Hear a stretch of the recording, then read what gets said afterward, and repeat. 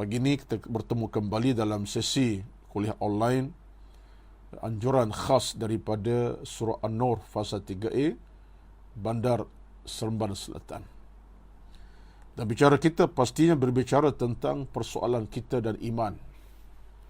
Kita dengan ilmu, kita dengan taqwa, kita dengan amal salah, kita dengan soal kehidupan, kita dengan soal ibadat, kita dengan hubungan dengan Allah Azza wa Jalla.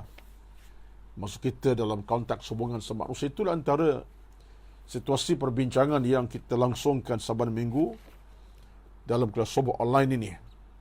Bercakap tentang keseluruhan apa yang kita patut ambil sebagai peringatan bersama supaya apa? Ada pengukuhan dalam jiwa, ada pengukuhan dalam hati, ada pengukuhan dalam ibadat kita kepada Allah Azza wa Jalla. Dan akhirnya, bila ibadat, jiwa hati itu kukuh dan padu, kita akan mendapat satu jalan hidup yang sejahtera dan bahagia. Ini merupakan di antara perkara yang kita dambakan sepanjang masa dan waktu. Rabbana atina fid dunya hasanah wa fil akhirati hasanah wa qina azaban nar, yang kita kumandangkan setiap jam dan setiap masa, pagi, petang, malam, siang. Tak kita lupai rintihan munajat kita kepada Allah Azza wa Jalla. Moga dianugerahkan oleh Allah Azza wa Jalla, itu dia kebaikan di alam bumi, atina fid dunya hasanah, kebaikan jua di alam akhirat, wa fil akhirati hasanah, dan kemuncaknya ialah waqina azaban nar. Kita minta Allah jauhkan kita daripada sambaran dan percikan api neraka yang bernyala-nyala. Jadi kalau kita gabungkan kemuncak daripada rintihan munajat yang kita kumandangkan malam siang itu, menunjukkan betapa harapan kita tinggi. Harapan kita bertinggi kepada Allah Azza wa Jalla. Kerana keselamatan di alam bumi ini perlu kita capai demi untuk keselamatan di alam mahsyar. Di alam mahsyar bila kita selamat, berarti neraka tak sentuh kita, syurga akan melambai tangan kepada kita. Jadi tuan-tuan boleh nampak, ya, saya boleh nampak bagaimana kita punya perjalanan ini, perjalanan yang begitu teratur, berdisiplin. Siapa mengaturnya? Bukan kita, tapi Allah mengatur kehidupan kita. Daripada dunia kamu sejahtera, akhirat kamu selamat, syurga menanti kamu. Jadi tengok tuan-tuan, cara Allah atur kita ni memang terlalu cantik, sempurna, komplit. Tinggal lagi bagi kita nak mengambil jalan tersebut. Jadi untuk kita mencapai keselamatan dunia, keselamatan di hari akhirat, jauh dari neraka, jalan kita ialah jalan ilmu. Terukalah ilmu sebanyak mungkin, kita akan selamat. Jalan kita jalan amal, banyakkan amal salih, kita akan bahagia. Jalan kita jalan taubat. Bila buat silap, kita istighfar, bertaubat, menang kepada Allah, kita akan bahagia jalan kita. Akhirnya, dengan ilmu amal taubat tadi, kita akan meneroki jalan keselamatan. Tidak akan jadikan kita sempit dalam hidup ini. Tak akan. Sebab Allah sudah meletakkan satu jalan yang betul-betul membawa kita akhirnya kepada redha rahmat Allah di alam mahsyar. Dan petunjuk yang akhir ialah syurga menanti kita. Setempat yang kita akan masuki dengan penuh keredaan. Sebagai Allah sebut Al-Quran, فَأَمَّا مَنْ ثَقُلَتْ مَوَازِنُهُ فَهُوَ فِي عَيْشَةٍ رَاضِيَةٍ. Siapa yang berat timbangan amal salahnya, berat timbangan amal baik, dan banyak amal-amal baik dan salahnya, maka dia kata Allah, فَهُوَ فِي عَيْشَةٍ رَاضِيَةٍ, dia akan hidup dalam suasana penuh ketenangan, penuh keredaan, keselamatan, iaitu syurga menanti kita. Aisyah radhiyah, kehidupan dalam syurga. Jadi ini merupakan satu kemuncak yang pasti dan mesti kita capai. Jadi saya mukadimah ini sebab nak tarik perhatian tuan-tuan saya untuk sama-sama kita garapkan segala kekuatan kita. Terutama dalam kita bersama kita nak membina hati yang suci, jiwa yang murni. Dalam konteks ilmu tasawuf yang kita bincangkanlah. Baik. Pada pagi ini, saya nak bercakap dalam satu tajuk yang saya kira simple, tapi satu tajuk yang mendekat dengan kita itulah bersegera melakukan amal saleh. Bersegera melakukan amal saleh, amalan saleh. Kena segera. Tak boleh kita tangguh-tangguhkan. Baik. Satu hadis Nabi yang menjadi peringatan besar kepada kita ialah daripada Imam Muslim. Meriwayatkan daripada Abu Hurairah radhiyallahu anhu, Nabi bersabda, "Badiru bil a'mali fitanan ka qit'il laylil muzlimu yusbihu ar-rajulu mu'minan wa yumsi kafira aw yumsi mu'minan wa yusbihu kafiran yabi'u dinahu bi'aradin min ad-dunya." Rawahu Muslimun. Hadis sabit dalam kitab hadis Imam Muslim rahmatullahi alaihi dalam bab al-hath ala al-mubadarah bil amal. Dalam satu tajuk khas dirakamkan oleh Muslim yang bertajuk bab al-hath ala al-mubadarah bil amal. Hadis yang ke-169 dalam kitab Muslim. Baik. Apa maksud hadis ini? Tuan-tuan, kita merenungan. Ya. Renung hadis ini betul-betul. Amati, cermati, perhati dan insafi akan hadis ini. Sebab Nabi sebut suatu perkara yang qat'i, sabit dalam soal kehidupan beragama kita. Ada cabaran menanti, ada dugaan menunggu, ada musibah yang menanti kita. Nak kata musibah pun ya, nak kata cabaran pun ya, nak kata dugaan pun ya. Semua itu bentuk-bentuk macam itulah.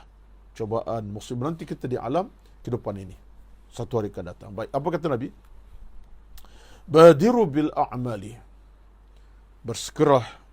Bersegeralah kepada melakukan amalan. Badiru bil amal, bersegera kepada melakukan amalan. Itu amal salah. Kenapa? Karena kata Nabi, fitanan, akan muncul pada masa itu pelbagai ujian.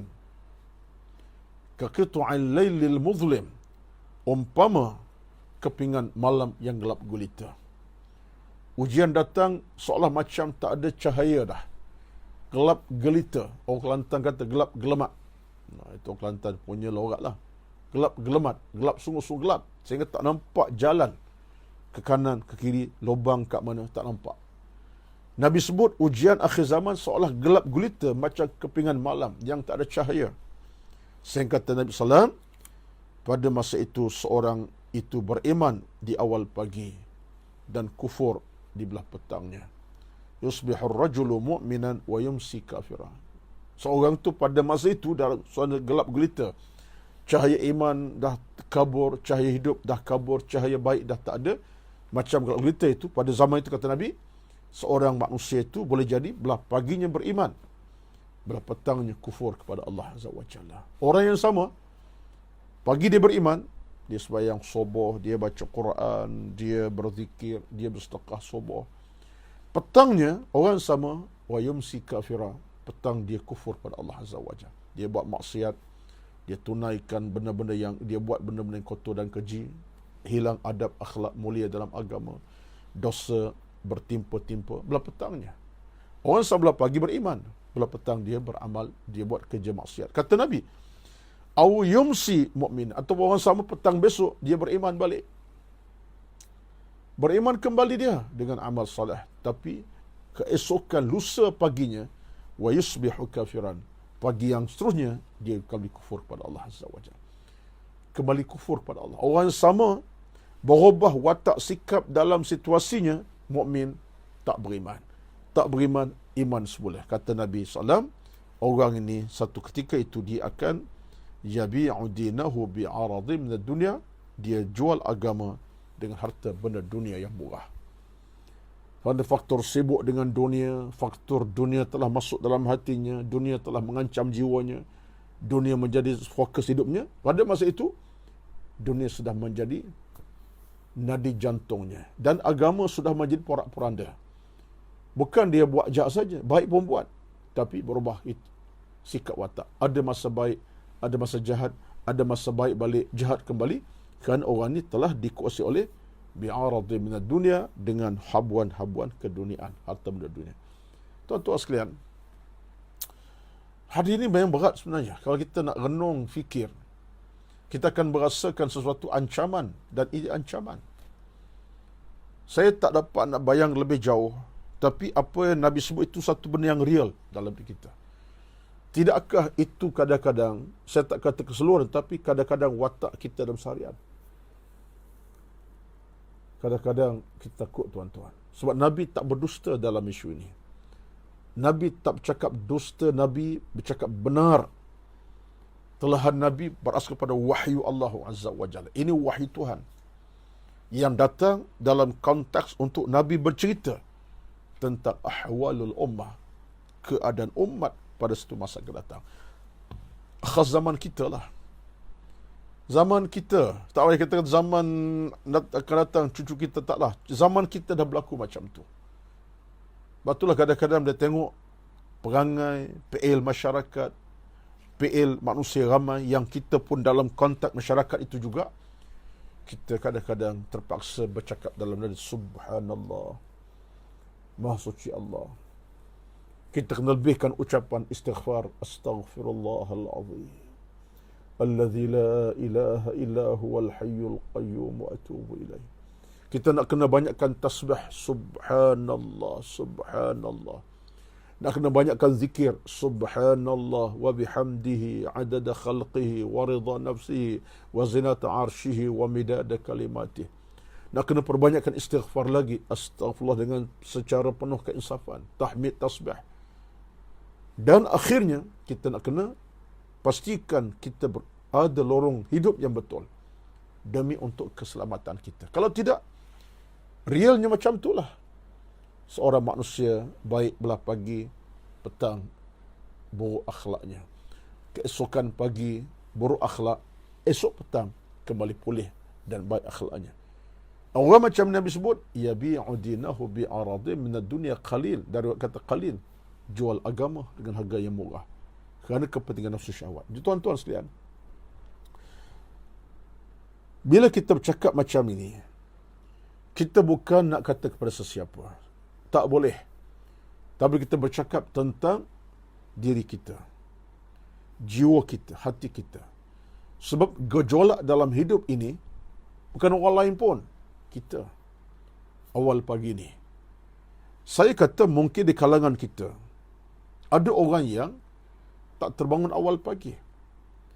Tak terbangun awal pagi. Tak terbangun. Maksudnya, subuh dah jam 7, belum lagi dia tunaikan. Masih dalam lipatan kain selimut tilam yang tebal itu. Dan orang mungkin semalam dia bangun awal. Dia bertasbih seawal jam 6, jam 5 dah tasbih, tahmid, dah zikir. Jam subuh dia berjemaah. Semalam.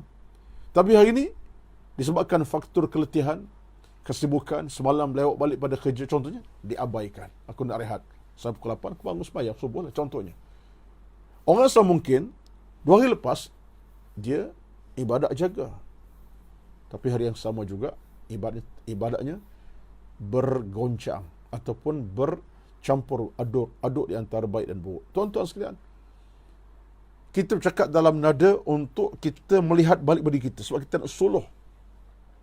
Kita nak suluh dalam diri kita masing-masing. Sebab bila Nabi sebut benda macam ini, manusia berubah watak ketika satu pagi tenang, baik dengan agama, petang kufur, pagi besok jadi baik, buruk, kemudian petang besok balik kepada iman. Ini suatu peringatan yang begitu penting untuk kita jadikan kesempatan kita kena renung, berfikir, bersabar. Saya tak bagi contoh yang lain lah. Contoh tadi dia memodai. Dan mungkin orang sama juga dalam situasi lain, bukan setakat sebab tinggal solat. Dia mungkin solat, tapi dia berbohong. Dia solat belah pagi, berdusta belah petang. Tipu orang contohnya. Dia belah pagi dia solat subuh, petang dia berniaga, dia tipu pelanggan. Jual barang yang dah tak luput tarikh, jual barang makanan dah rosak, jual barang melebihi aras harga sebenar, mengurangi timbangan. Jadi tuan-tuan sekalian, kita kadang-kadang bila kita fikir macam tu, kita akan nampak bahawa Nabi telah beri peringatan 1500 tahun lalu tentang akhir zaman. Maka bagi saya hadis ini hadis untuk kita kembali semula. Kita nak cuba cooperate balik kita punya, cooperation balik kita punya kekuatan. Hati yang sakit, kita sembuhkan. Jiwa yang dah mati, tolong hidupkan. Jiwa yang dah parah dengan masalah, tolong selesaikan. Ceriakan kembali. Sebab tu, Nabi sebut satu peringatan kepada kita. Ini hadis Imam Muslim. Hadis Imam Muslim dalam kitab Sahih, dari Muslim bawa hadis dalam kitab Babul Hathi ala al-Mubadarati fil Amali. Satu bab cakap tentang kena segera beramal. Itu hadis ke-169. Ikut hadis dalam kitab Muslim, hadis 169. Baik. Satu lagi hadis yang lain yang saya fikir penting untuk kita ambil cakna juga sesuai dengan hadis pertama tadi. Hadis pada siapa? Jabir bin Abdullah. Riwayat daripada siapa? Ibnu Majah. Dalam bab yang berkait dengan soal fard al-Jum'ah, dalam bab sembahyang Jumaat. Yang penting disebutkan Imam Ibnu Majah dalam kitab sunannya. Ya. Baik. Apa hadis yang berbunyi? Dalam satu peringatan Nabi kepada kita, Nabi sebut, ya ayyuhan nasu tubu ila Allahi qabla an tamutu wabadiru bil a'mali salihati qabla an tushghalu. Tengok tuan-tuan. Nabi sebut, wahai manusia, pertama, bertaubatlah kepada Allah Azza wa Jalla sebelum anda mati. Qabla an tamutu, bertaubatlah sebelum kau mati. Jelas yang pertama. Wabadiru bil a'mali, dan segera pada amalan as-salihati, amal yang salih, qabla an tushghalu, belum kamu disibukkan oleh pelbagai urusan. Dua. Nabi sebut yang pertama, taubat pada Allah belum kau mati, satu hal. Yang kedua, Nabi sebut, sibuklah dengan, buatlah amal salih sebanyak mungkin. Sebab apa? Belum kamu sibuk dengan pelbagai urusan. Berbagai urusan. Sibuk ni dengan urusan harta, anak pinak, kerja, pejabat, luar pejabat, on time, part time contohnya, overtime contoh, macam-macam. On time termasuk sekali kan, overtime. Sibuk macam-macam sampai tak terkawal kesibukan kita. Kata Nabi SAW, wasilul ladhi bainakum wa baina rabbikum bikathrati zikrikum. Nabi kata, tunaikanlah salat antara Tuhan anda dengan perbanyak, antara kita dengan Tuhan, perbanyakkan zikir kepadanya. Tengok, Nabi sebut wasilu dan banyakkan solat. Mana solat kena utamakan, perkemaskan, tunaikan pada masa waktunya, dan banyakkan zikir.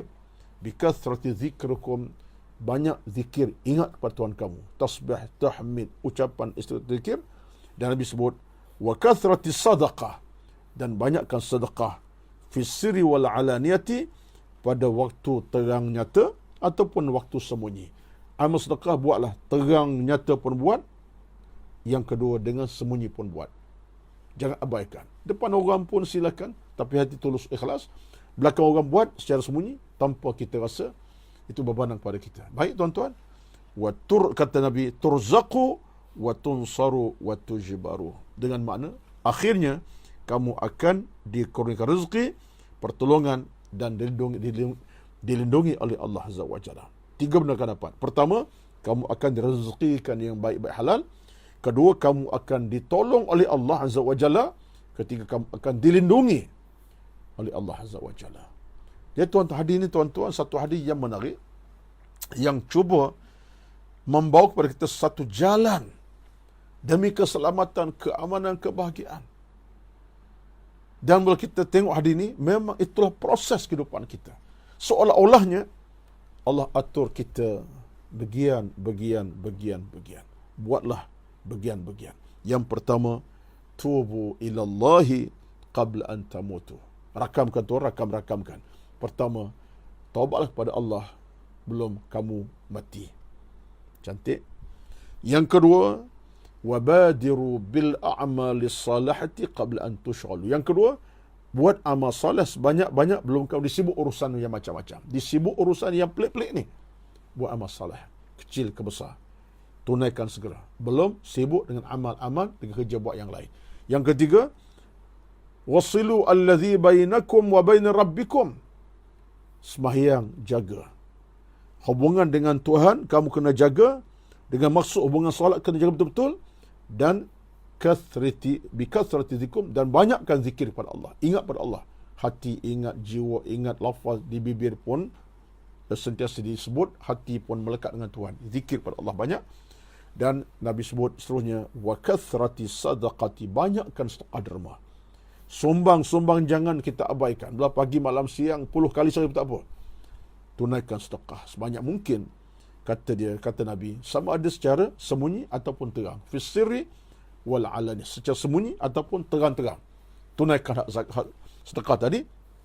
Yang penting Nabi sebut, bila kamu buat semua itu, kata Nabi, daripada kamu taubat, buat amal salih, kemudian kamu jaga solat, banyak zikir, banyak sedekah, kata Nabi, kamu akan dapat apa dia? Turzaqu wa tunsaru wa tujbaru. Kamu akan dapat rezeki yang lebih murah lagi. Allah tambah rezeki yang besar lagi. Daripada 10 sen agak-agak 100 ringgit contohnya. Tak cerita macam itulah. Rezeki RM1 jadi 1000. Allah tambahkan keberkatan rezeki. Kemudian wa tunsaru, kamu akan ditolong oleh Allah Azza wa Jalla. Tak sempit hidup kita. Datang bantuan, tengah kita berserabut, tak tenang, Allah beri kita ketenangan. Melalui pelbagai cara lah. Allah berikan kita ketenangan hati. Tak berserabut, tak tenang selama-lamanya. Allah ganti ketenangan pada masanya. Allah tolong kita. Sebab orang beriman, Allah tak akan tolak pada kita kebaikan, kemuliaan. Yang ketiga, wa tujbaru, kamu akan dilindungi oleh Allah Azza wa Jalla. Kamu akan dijaga. Tujbaru dengan mana kamu akan diberi jagaan, pemeliharaan. Allah pelihara kamu. Tuan-tuan, bila Allah pelihara kita, satu rezeki besar yang menyebabkan kita tidak akan terarah kepada kejahatan secara mudah. Sebab ada kawalan yang mengawal kita. Kita akan hanya melakukan kebaikan demi kebaikan, pahala demi pahala. Tak kiralah kecil ke besar, pahala kita seronok, dosa kita tolak tepi. Itu maknanya Allah akan, kita punya dapat lindungan pada Allah Azza wa Jalla. Ini hadis pada Imam Ibnu Majah. Tuan-tuan sekalian, cuba kita tengok balik dalam kerangka hadis tadi. Tak itu menunjukkan pada satu rezeki besar. Dan manusia bila dia pegang betul-betul konteks hadis tadi sebagai satu bentuk pengamalan secara berterusan, tanpa henti, tak kira malam siang pagi petang, daripada dia bersama taubatnya, dengan dia punya amal soleh, dia punya dengan solat, dia punya zikir, dengan sedekahnya. Tuan-tuan sekalian, kita tak akan jadi orang macam hadis pertama tadi lah. Belah pagi beriman, belah petang kufur, belah petang kufur, belah pagi beriman balik. Tak macam tu. Sebab yang menjaga kita, amal kita, ilmu kita, Allah pelihara kita. Maka kita minta sangat-sangat. Kita minta sangat-sangat biar Allah Subhanahu wa taala kesampingkan daripada kita, jauhkan daripada kita laluan yang kotor dan keji maksiat kepada Allah Azza wa Jalla. Masalah kita kadang-kadang ialah kita cari pasal. Kita buka ruang-ruang untuk masuk ke dalam hati kita benda-benda yang palsu ni, kejahatan. Allah tutup dah kejahatan, tapi kita cari pasal. Dalam hubungan kemanusiaan, kita berkawan orang tidak ada akhlak. Kita bersembang kencang orang tak ada agama dan moral. Kita ikut orang macam ni. Payah ha? Padahal Allah sebut kita, jangan kita buka ruang-ruang kejahatan dalam hidup ini. Hati jadi buta, sakit. Kita cari ruang pasal. Kemudian mungkin waktu kita lain juga, kerana kelemahan hati kita. Kita tak cuba untuk bangkitkan nilai keimanan.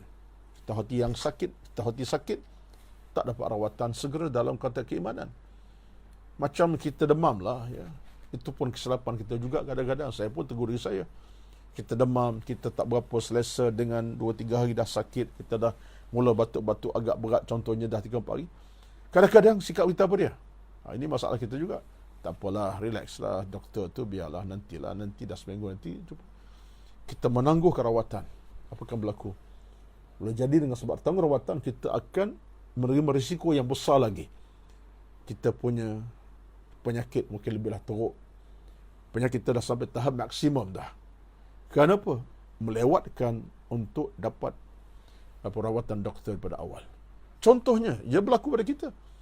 Kita menangguh-nangguhkan urusan perubatan. Akhirnya sampai masa Allah uji dengan perkara paling teruk musibah kita.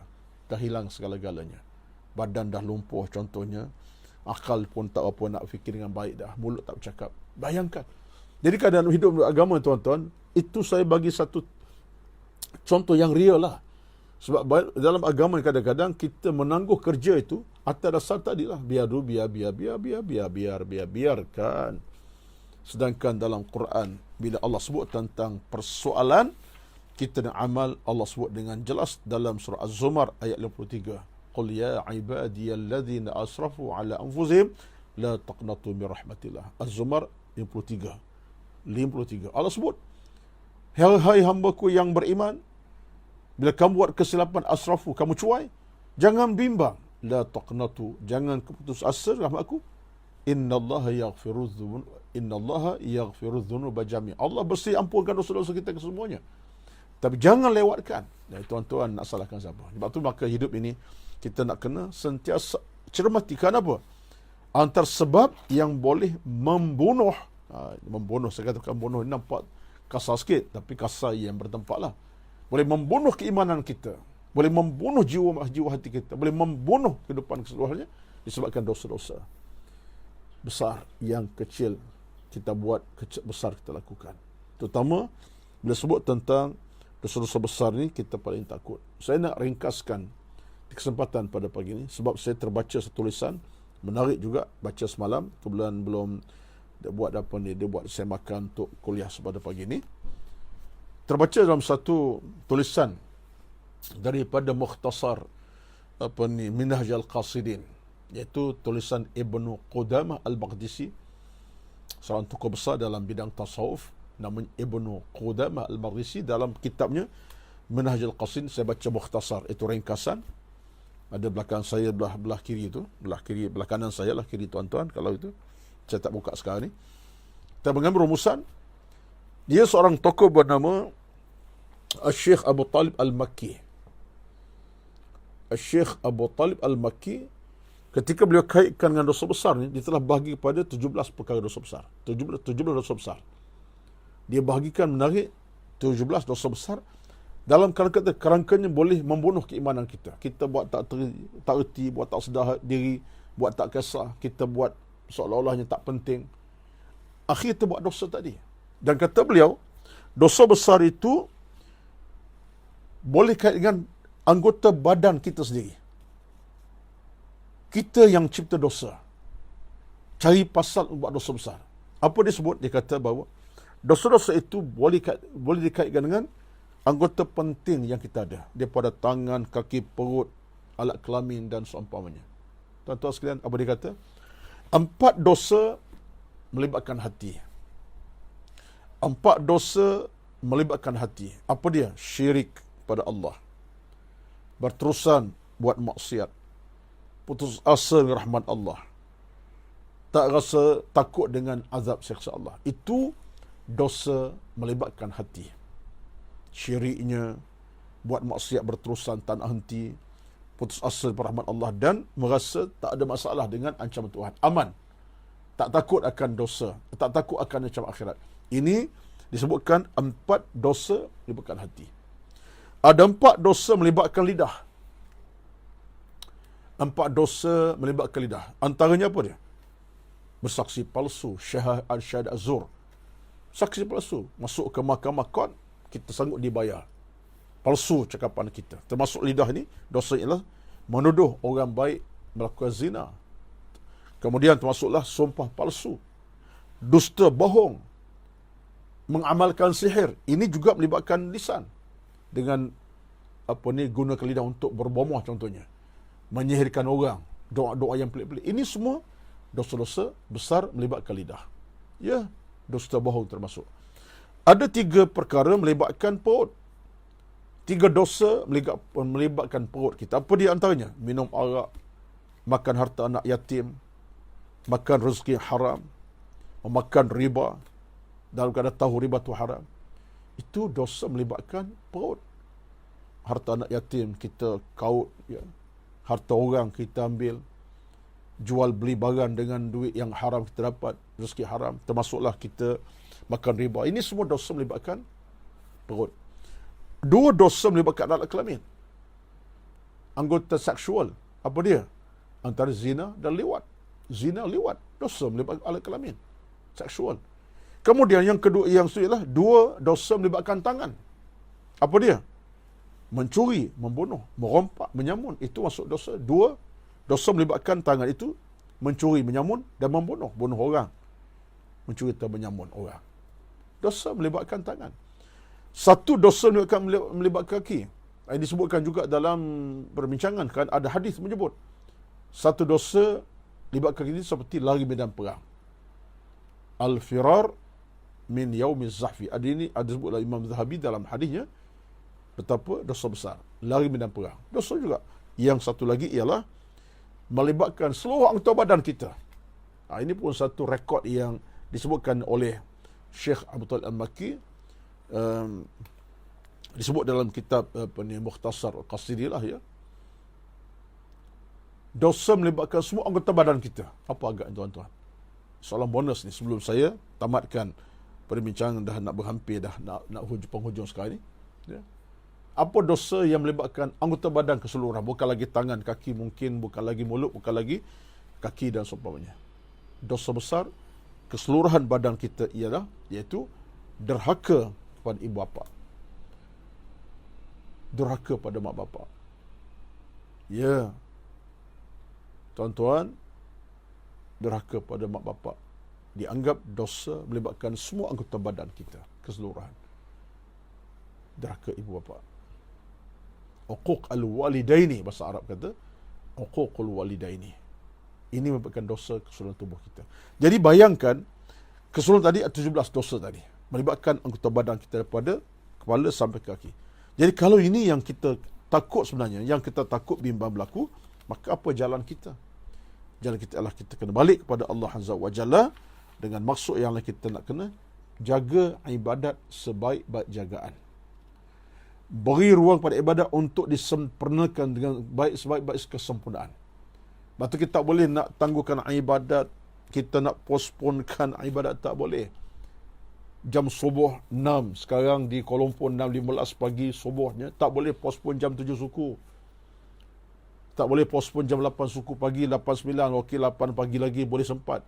Tak. Kita jangan ambil sikap mudah. Sebab tu dalam urusan agama ni, kata Al-Imam Nawawi, jangan ada antara kita yang mentaisirkan urusan agama dan ilmu, iaitu permudah-mudahkan. Sebab benda permudah-mudahkan, tuan-tuan, benda tak elok. Soal Islam mudahkan satu urusan, tak ada masalah. Orang musafir, orang Islam bagi untuk jamak takdim takhir, itu dimudahkan urusan bab agama oleh Islam. 4 rakaat zuhur boleh buat 2 rakaat kerana musafir. Tapi jangan permudah-mudahkan. Macam mana permudahkan pula? Islam dah mudahkan solat, kalau dah musafir boleh jamak takdim takhir, ataupun 4 rakaat boleh 2. Itu Islam mudahkan urusannya. Tapi kalau kita permudah-mudahkan, akhirnya tak solat. Musafir tak solat sebab apa? Tak ada nak berhenti, tak ada nak cari surau kerana sibuk dengan kerja, nak kejar masa. Itu namanya kita permudah-mudahkan. Sebab dalam Islam, permudah-mudahkan urusan agama, ini satu jenayah kepada Allah Azza wa Jalla. Permudah-mudahkan urusan agama. Tak apalah, tak solat lagi pun, tak apalah taubat, tak apalah sembahyang zuhur dekat-dekat asar. Itu permudah-mudahkan namanya. Jadi bila permudahkan urusan agama, permudah-mudahkan, bahaya. Dia menghasilkan banyak kesan-kesan negatif dalam hidup kita. Bila kita dah mula permudahkan agama, ikut kemahuan kita, hati jadi mati. Akhlak jadi rosak. Iman akan terus kabur dan hancur. Akhirnya, hidup kita tak akan keruan. Tak sempurna kehidupan kita. Banyak akan berhidup ketenangan, tak ada kerehatan, tak ada bahkan apa lokiklah. Kita hidup dalam mungkin situasi susah dan payah. Hati tak tenang, bahagia. Jadi tuan-tuan, kita takut benda macam ni. Jadi apa yang saya nukilkan pada pagi ni, dalam situasi kuliah online kita yang sekiranya dah hampir penghujungnya, kita bercakap sekitar 40 minit lebih kurang pada pagi ni. Alhamdulillah, tuan-tuan sekalian, untuk kita bawa balik hidup ini ke jalan yang lebih sempurna dan lebih membahagiakan kita. Dia seolah hidup ni bagi saya macam kita bawa kenderaan lah. Minta maaf lah, saya suka sangat bawa contoh macam tu. Sebab ini dekat dengan perasaan saya. Bawa kenderaan lah. Kita buat kenderaan, kita nak kenderaan kita komplit, tip top lah orang kata. Daripada sudut luar kereta, dalaman kereta. Dalaman pun bersih, dalam keadaan tak ada berdebu, tak ada sampah sarap. Tenang kita. Di luar pula punya bodinya terbaik, tak ada kemik di belakang, depan tak ada. Servis yang cukup, tayar pun tayar yang baru, ada bunga, tak baru pun ada bunga, cukup bungaannya. Kemudian jaga alignment. Kita drive kenderaan dengan kelengkapan yang baik, kita tenang. Dan meyakin kita untuk pergi lebih jauh daripada yang kita nak pergi. Sejam, 2 jam, 3 jam. Tak bimbang. Hatta 10 hari berjalan pun tak bimbang. Sebab apa? Kereta tip-top. Terbaik servisnya. Jagaan dalaman luar. Sama dengan hidup ini. Kita jika ada jari tak keruan. Tak keruan. Kenapa? Sebab kita dalamannya rosak, luarnya rosak. Kita pun hidup kadang tak teratur, terarah dengan baik. Pincang lah. Tapi kalau kita luaran terbaik, kita jaga, luaran fizikal kita sempurna, pemakaian kita, wajah kita dalam keceriaan, dalaman kita isi dengan keimanan lengkap, jiwanya penuh dengan keimanan, hati penuh kebaikan, amal kita didari penuh, kita akan berjalan dengan tenang, tuan-tuan. Tenang kita punya berjalan daripada pagi, petang, malam, siang. Tak ada benda mengusingkan kita. Bahkan kita lebih seronok dalam hidup ini. Kenapa? Kita sedang dilingkungi oleh warna ilmu dan iman yang bawa kita ke jalan keselamatan. Bangun pagi, Islam memandu. Petang, Islam memimpin. Tidur malam, Islam pandu. Bangun pagi besok, Islam pandu kita dalam ilmu amal kita. Tenang tak tenang? Tenang, tenang, tenang, tenang. Itulah sebabnya kita nak ketenangan itu. Maka tuan-tuan semua, pada pagi ini kita bincang sesuatu yang dekat kita. Sebab hadis yang saya baca di awal tadi memang hadis yang agak berat dan besar untuk kita fahami. Sebab Nabi kata, badiru bil a'mal. Segeralah beramal. Segera. Jangan tangguh. Perbanyakkan amal. Sebab apa? Fitanan. Akan datang pelbagai ujian seumpama malam gelap gulita. Seumpama malam yang gelap, tak nampak apa dah. Kita nak tengok kebenaran, tak nampak kebaikan, tak nampak dosa. Akhirnya tak berbeza dosa dengan pahala. Ini kita paling takut. Akhirnya manusia tak akan keruan. Bila dosa pahala tak nampak, tuan-tuan, tak pelik lah. Sebab tu ada orang sampai tahap dalam isu rumah tangga boleh unboxing for husband, for wife, ya. Itu tanda Islam tak ada dalam jantung hati lah, tuan-tuan. Islam tak masuk. Orang Islam tak masuk.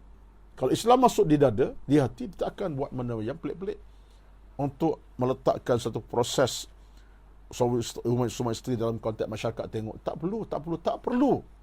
Ini perkara agama. Ada maruah tersendiri kita kena pelihara. Tapi minta maaf semua macam ni. Sebab dunia macam tu sekarang. Jadi dunia dah macam tu, kita akan jadi insan yang hilang nilai amalan ilmu. Suatu Nabi sebut, Nabi berkata apa?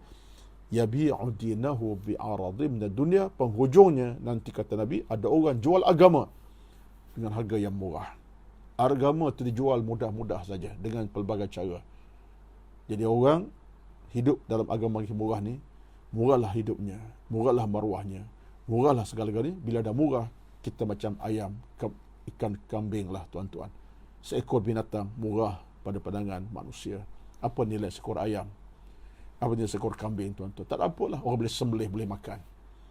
Sebab maruahnya tak ada pun. Tapi kalau maruah manusia kita pelihara dengan agama, tak mudah. Kita akan tumbang, bahkan kita akan terus tegak dengan keimanan pada Allah. Ini falsafah penting. Falsafah kita kena faham. Itulah sekadar pertemuan kita pada pagi ini.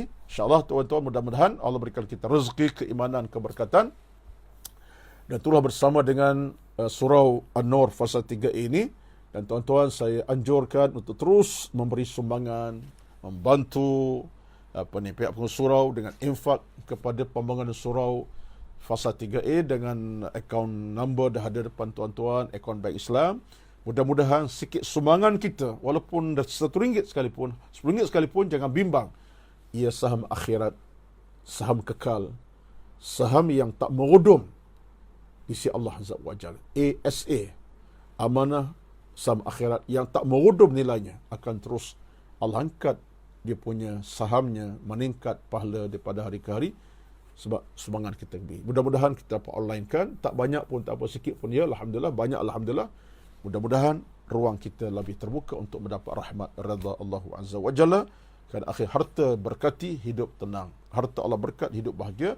Bila harta kita Allah berkati bahagia, tenanglah kita di alam bumi dan tenang juga di alam sana. Amin ya rabbal alamin. Bertemu lagi insya-Allah pada minggu hadapan, iaitu pada tanggal bulan minggu depan. Tuan-tuan cek sendirilah. Ya, pada tanggal awal Khamis depan insya-Allah, pada tanggal saya pun tak ingat sekarang tarikh. Yang penting kita untuk Khamis depan insya-Allah. Qul qawli hadza astaghfirullah azim li wa lakum wa li sa'iril muslimin wal muslimat fastaghfiruh innahu ghafurur rahim. A'udzu billahi minasy syaithanir rajim. Bismillahirrahmanirrahim. Alhamdulillahi rabbil alamin. Wassalatu wassalamu ala sayyidina Muhammad wa ala alihi wa sahbihi ajma'in. Allahumma inna nas'aluka ridhaka wal jannah wa na'udzu bika min sakhatika wan nar. Allahumma rabbana atina fid dunya hasanah wa fil akhirati hasanah wa qina adzaban nar. Wa sallallahu ala Muhammad walhamdulillahi rabbil alamin. Subhana rabbika rabbil izzati wa salam alhamdulillahi rabbil alamin. Wassalamu alaikum warahmatullahi wabarakatuh.